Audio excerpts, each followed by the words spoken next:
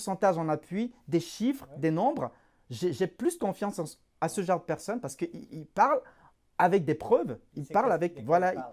Fait que cette personne-là, il inspire confiance. Ok. Et j'ai envie comme de lui dire, OK, il me demande un salaire entre 50 et 55 K. OK, sur la base de ce qu'il m'a dit, non, je suis plus poussé. Mais si vous me dites juste, ben, tel que vous le voyez sur mon CV, là, je pense que je vaux La valeur du 55 marché. K. C'est très vague, ça ne me dit rien du tout. Ouais. Fait que là, vous ne vous vendez pas du tout de la manière la plus optimale qui soit.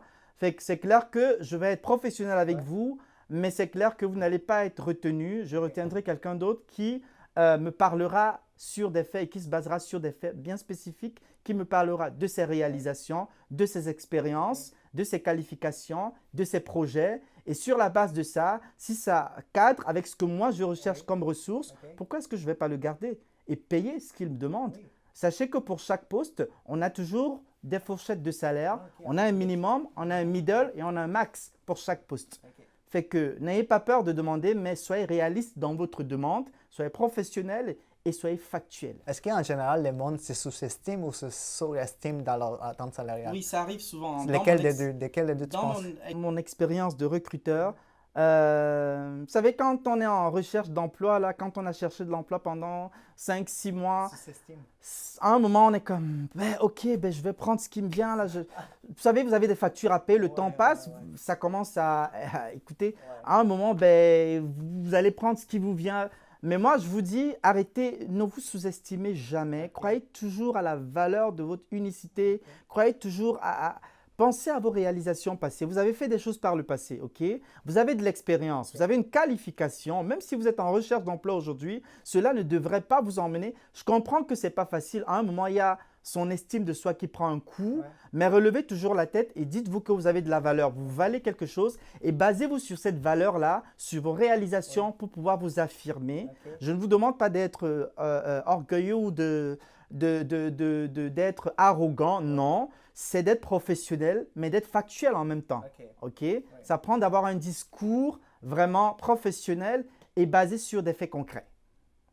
Évidemment, il y a des gens qui se dévalorisent. Il y a aussi des gens qui se surestiment Oui. et puis qui vont comme avoir un discours et vous dire oui, moi je pense que non. Ces personnes-là, je vais vous dire en général, ils ne sont pas recrutés parce que écoutez, si j'ai un candidat, si j'ai un poste, OK, ce candidat, il va avoir un bon discours, il va me dire qu'il veut 50, entre 50 et 53 K. L'autre candidat va avoir peut-être un bon discours aussi et il va me dire qu'il veut 80 K. Ok. Fait que c'est clair que, parce que n'oubliez pas que le but, nous avons un budget. Ouais. Le but pour moi en tant que recruteur, c'est de recruter la bonne personne Ok. à un prix raisonnable. Oui, oui. Comprenez-vous? Ah, oui, oui. Fait que, eh ben oui, fait que je vais aller plus recruter celui-là qui a un bon discours et qui ne me demande pas trop d'argent, Ok. OK, et qui rentre, qui a tout ce que je recherche, au lieu d'aller recruter celui qui a tout, mais qui me demande, vous savez, un montant, La bâtisse au complet. voilà. Fait qu'il faut faire très attention, je dirais, aux candidats, et je le dis toujours à mes clients, renseignez-vous toujours, OK? On a toute l'information sur Internet aujourd'hui.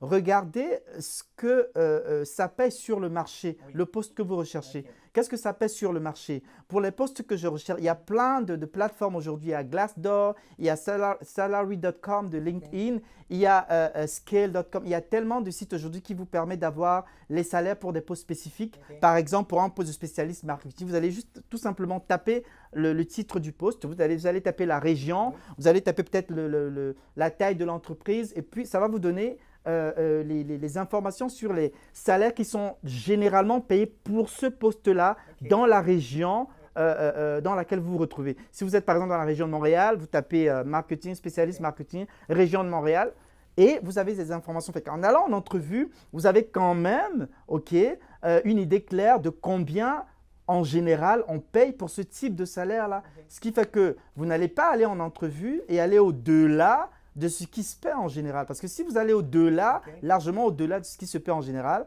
ça me montre moi en tant que recruteur que premièrement, vous ne vous êtes pas informé, Ok. vous n'avez pas fait votre job. Ouais. Parce que votre job, c'est la préparation. Et la préparation, ça passe par faire des recherches Faire des sur recherches. les autres postes, combien ça paye, pour cette industrie-là, pour ce type de poste-là, pour cette taille de mon organisation, parce que forcément, le salaire qu'on paye pour les multinationales, ce n'est pas forcément le même qui est payé pour les startups ou les PME. Il faut regarder tout ça pour pouvoir donc avoir un discours professionnel et convaincant. Les outils sont là.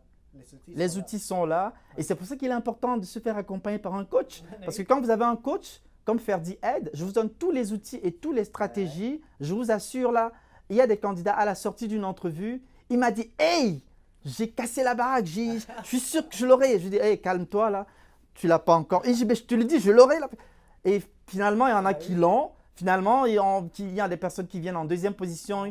Mais je veux dire, une entrevue, c'est toujours une expérience. Fait que si vous êtes venu en deuxième position, c'est pas déjà mal. Ça veut dire que, parce que si sur 10 candidats, là, si vous êtes la deuxième personne, c'est pas déjà mal. Découragez-vous pas, il y aura d'autres opportunités, vous foncez et vous avez forcément appris des choses de cette entrevue-là. Malheureusement, vous n'avez pas été retenu, mais vous êtes quand même en deuxième position. Allez-y, la prochaine opportunité sera la vôtre. Ok? Donc, moi, j'encourage toujours les gens à être professionnels et à s'informer. La préparation, c'est très important. On a tous les outils sur Internet aujourd'hui, mais encore, ce n'est pas suffisant. Faites-vous accompagner, faites-vous coacher par un expert qui vous donne tous les outils, toutes les stratégies qui vous permettent vraiment de vous positionner en expert et puis de pouvoir vivre la vie que vous avez toujours voulu, la vie de vos rêves. Parce que comme je l'ai dit, dans ma job, là, c'est aussi de ne pas juste vous aider à trouver un emploi, mais vous aider à trouver un emploi que vous allez adorer. Vous allez adorer vos lundis. Ce n'est pas comme, tu sais, tu te lèves le matin, tu es comme, oh, lundi, tu es comme… Non, c'est vraiment faire un travail pour lequel tu es passionné, mais surtout de faire un emploi qui va te rendre heureux. Wow, ça c'est fini en beauté. Merci Ferdi. Hein? C'est moi qui te remercie. Ferdi de m'avoir invité. Ferdi est entrepreneur, recruteur de talents et fondateur de My Job is My Passion. Merci. Merci à toi. Au revoir.